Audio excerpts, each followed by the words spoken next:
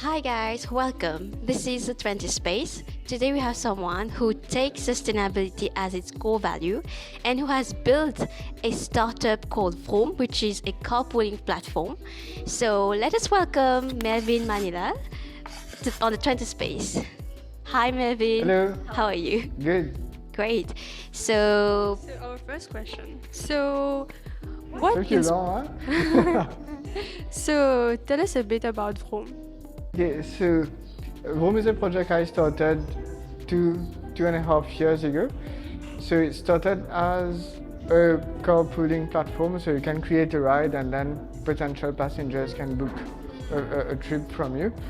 But then I realized that it's just booking and creating, it's not what we actually want. So after COVID, I got the idea that why not make it a bit more social, so you can have more people together.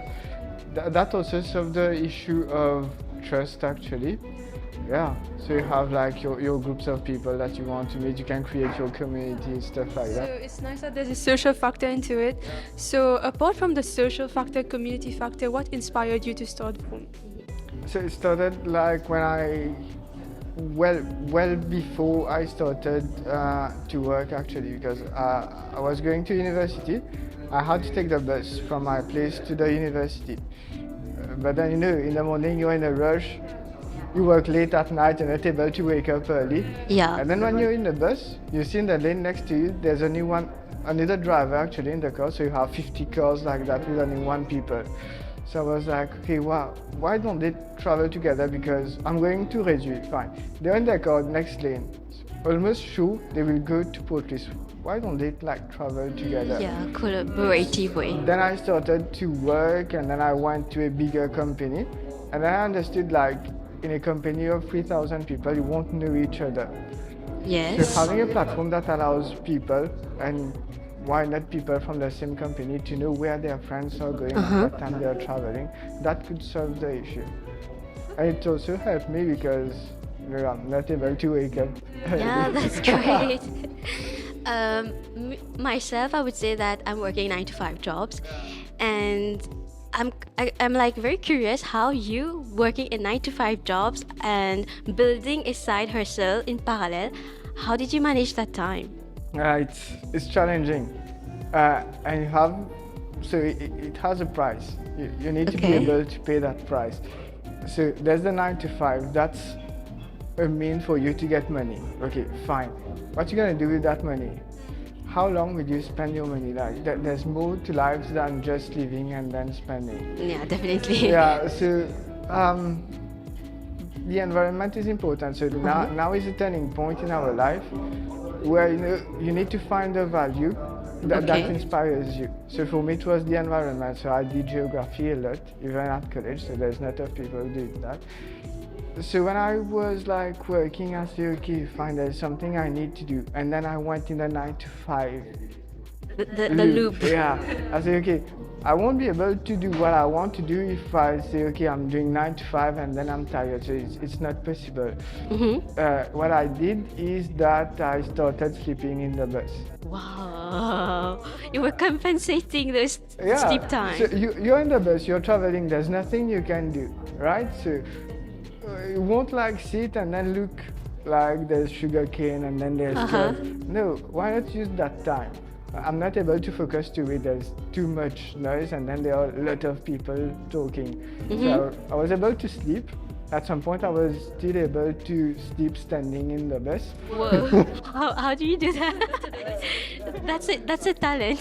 Yeah, that's a talent and that's also the price that I had to pay. Okay. And then, okay, the bus took me like from Portlis to my place, it's like 45 minutes. So I was able to recover 45 minutes. And then when I get home, I was like fresh. Okay, it's a new day for me. Got home, I ate something and then I started like 9 till 2. And then it loops back again the next day. Yeah. Wow. Okay, so that was quite challenging. You had to do a lot of sacrifices, but what other challenges did you face as in making a startup in Mauritius specifically? Yeah. I'm a programmer. Uh-huh. I like this job because I don't have to talk to a lot of people. Okay. It's not that I don't like people, it's just that I'm not able to talk to other people. So when you're in your startup, you need to sell it. So that's the first thing. To sell something, you need to talk to other people. Yes. So I need to get out of. Comfort zone. I don't know how to talk to people. I had to start doing that. Yeah, that was the first thing. And then, I need to be the one doing the marketing collaterals. Being a programmer, I do only backend, so I don't know how to make things look beautiful. I had to go learn that also. So I also need to retrain myself. So, there's the priority thing. At the start, you need to code your stuff. It's very good for you, but then you need to sell it. And then you need to train yourself to learn new things. You have to unlearn and then learn again. Okay, so I would tell you that, for instance, in the morning, myself, when I travel from the north to go to Port Louis, it's like monstrous traffic. How can carpooling actually improve those monstrous traffic? Like we all go to work late and so much frustration. How can we help to improve that by carpooling? From the data, I've seen that most of the people living in the north going to Port Louis, they leave at 7:30. They're all doing that. All the drivers, like they want to get out of home like 7:30. They're all going to Port Louis. So why don't you travel with the same people in your neighborhood? Maybe in your neighborhood there are other people working in Port Louis, right? So instead of having 4 cars, 4 drivers, everybody jumps in the same car. So it's 4 cars less. So imagine that in like 50, 60, like in a lane of 50, 60. The traffic will be more fluid. Yeah. Okay, so that's very cool. So via your startup, have you seen a positive impact? Have you seen a change in society? Yeah. So at the start, most of the people say, I won't travel in somebody's car that I don't know. I won't do that. But from the data that I've got, like from the usage of Vroume, I've seen that there's a lot of 20s to 45-year-old people. They're all doing that. So the mentality shift, if you can call it like that, it's already happening. We have the people who wants to do that change. So yeah, it's all good actually. So and then you just need to give them the right tool. So they have their mentality, and then you have the right tool. So it's going to happen, the change.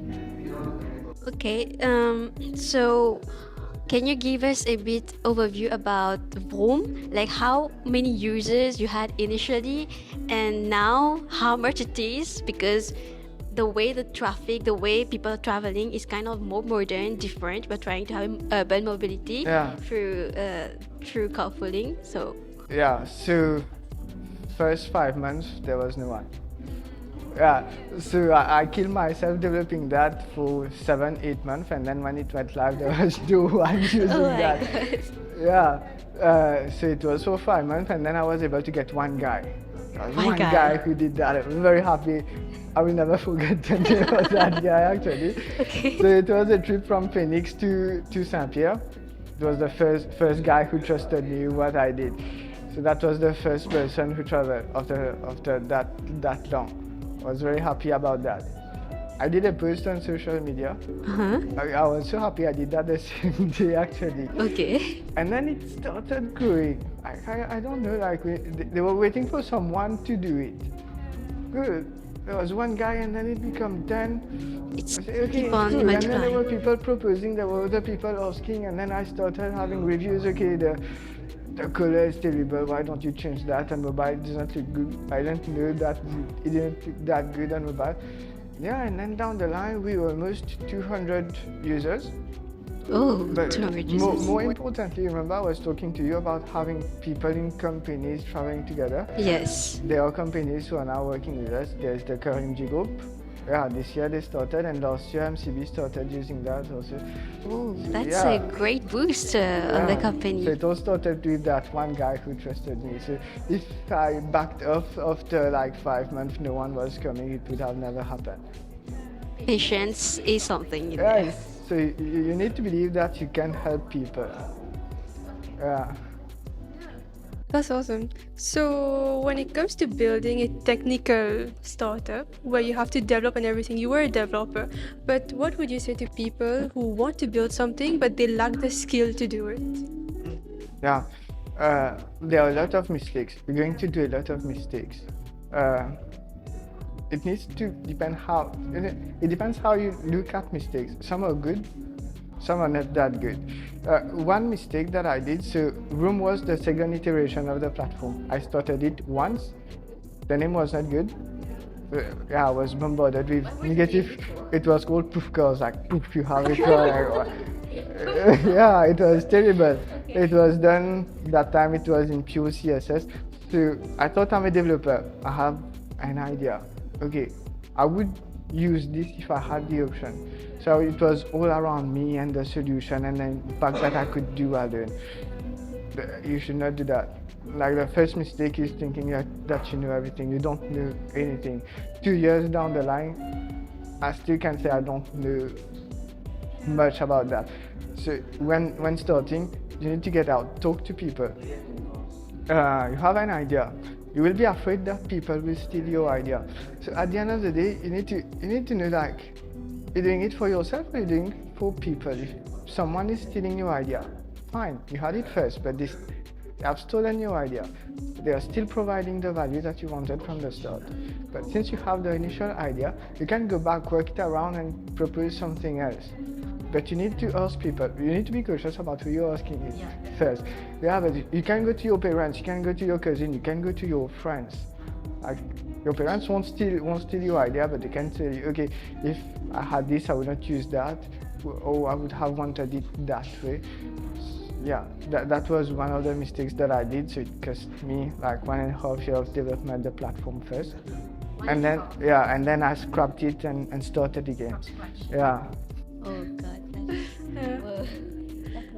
So, what keeps you going? Because you said that there was 5 months, no users. So, what keeps you going despite having not a big reach out at the start?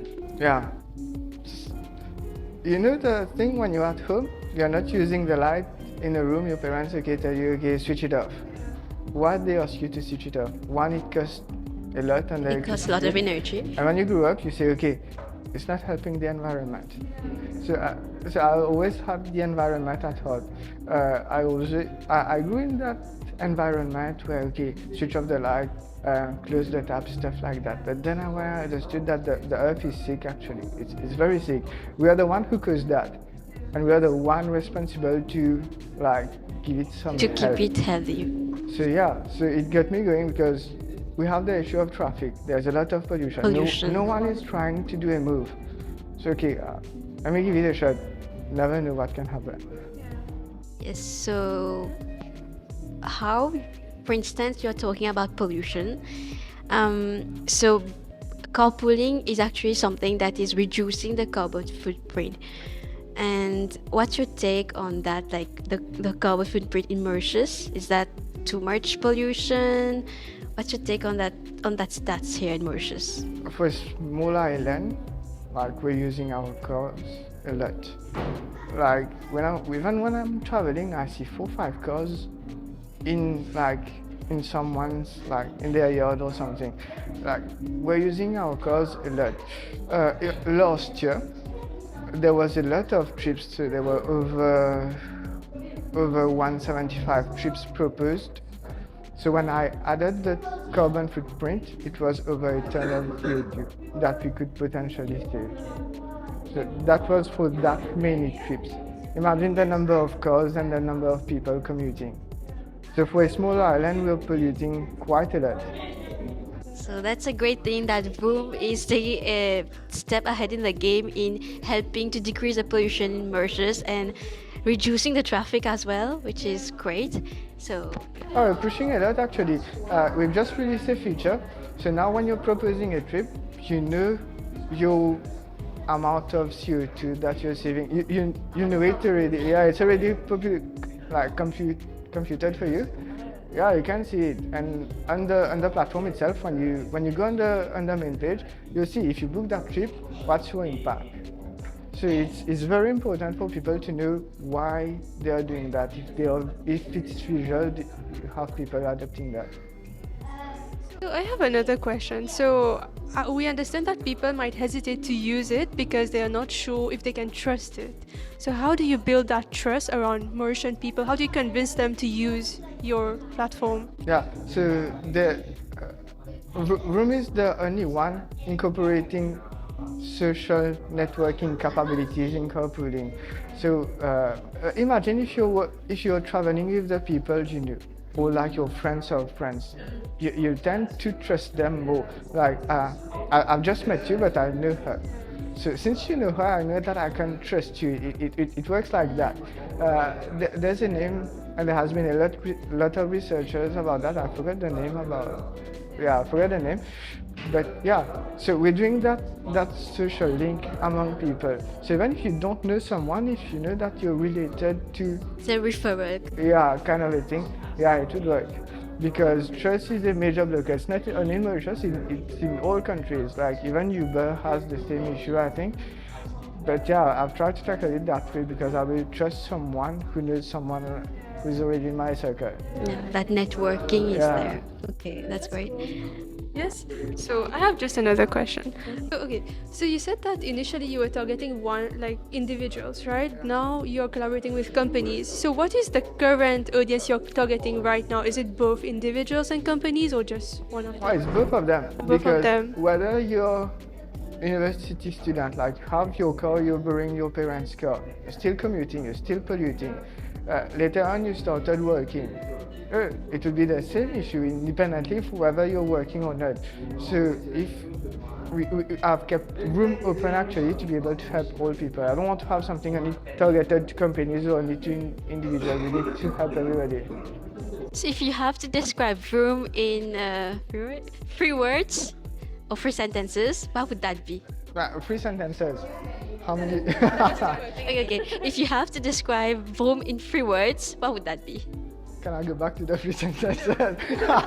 No, you're restricted to 3 words. So it would be, can I have 4? Okay. Your way of helping. Yeah. So yeah, I want Vroume to be your company and say, okay, I'm going somewhere. Let me check Vroume first. I want people to have that mentality of let me go check first. Like when you're traveling outside, abroad, first thing that you want to check for house or something, you go to Airbnb. So I want that shift. Yeah, I want it to be that go-to thing that okay, I'm commuting. I won't run after the bus. I want it to be your companion. Action driven. So, for instance, a 22-year-old is starting out any kind of business. What advice would you give that person?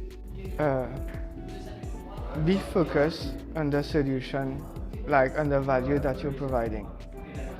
The owner of Walmart said there's only one bus. That's your customer. That's your customer. But what does the customer want? He or she wants value. So if you're laser focused on giving them the best value, so that's it. You're already selling your product. Your value will sell it to you. So believe in what you're selling, but most importantly, don't do it just for money. Do it because you want to solve an issue. Yeah. Solve a problem. Yeah. Okay, that's nice. Many 20-year-olds don't see that now, but yeah, find your purpose early. Okay. Okay, so when it comes to people in their 20s in Mauritius, do you think that they have enough support to build things of their own? Don't wait for support to come. Yeah. If you wait for stars to align, things will never happen. Go build your own luck. Like if I wanted, like, yeah, don't wait for stars to align. You know, even before carpooling, I tried, like I was thinking of different things, and then I narrowed it down to 3. And then out of the 3, I chose only this one, and I've dedicated a lot of time to that. If I waited like, okay, can I do that? What will the authorities think? I haven't seen anything happen. I called the NTA, I've called the insurance to know if everything happened.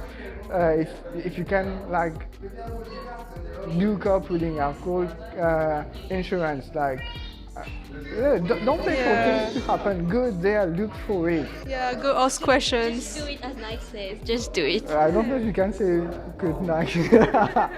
But yeah, don't wait for stars to align. Go build it. Because when I started, there was a big company in Mauritius who brought a solution from a European country.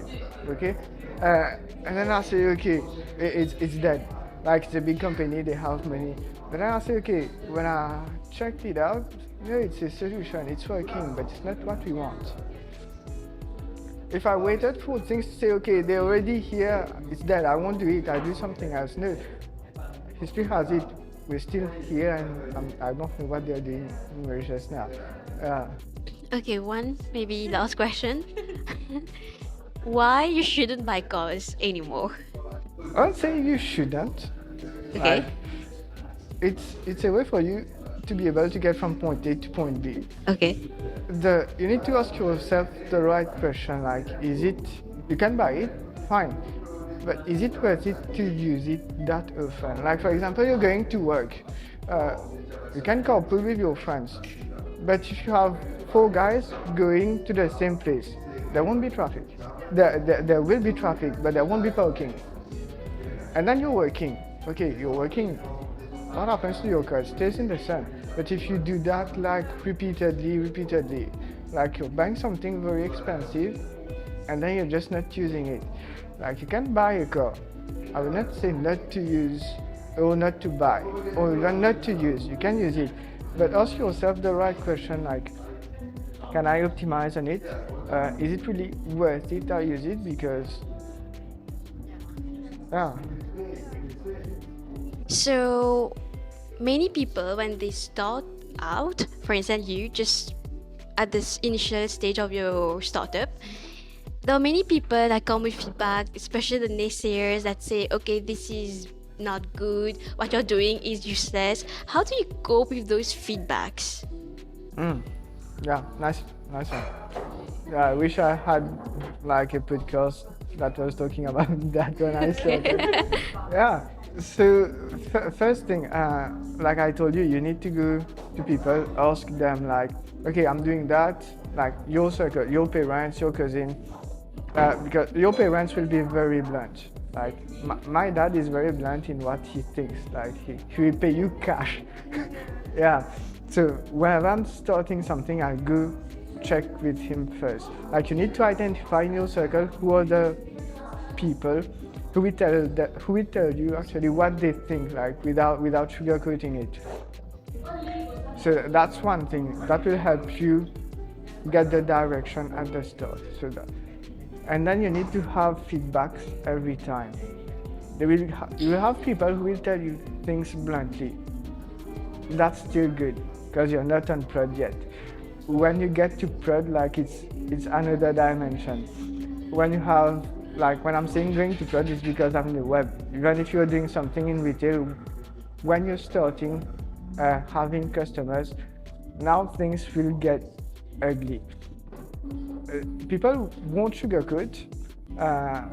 Like I've got terrible comments about my name. At first it was, of course, I don't know, it was not that good, but then people were saying, okay, it's this word in French, it's that word in another language.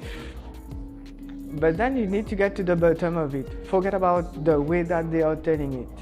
Just focus on the heart of the feedback. They're just helping you to get better, but maybe they don't know how to tell you that. So you need to work with that. And then there are people who are very, very, very bad. Like, even if you go and change everything, because there are some people who will always complain about something, but they won't be the one who will try to solve that issue. But when you try to do it, they will say, okay, yeah, it's bad. But you'll always have people who will say, okay, it's bad.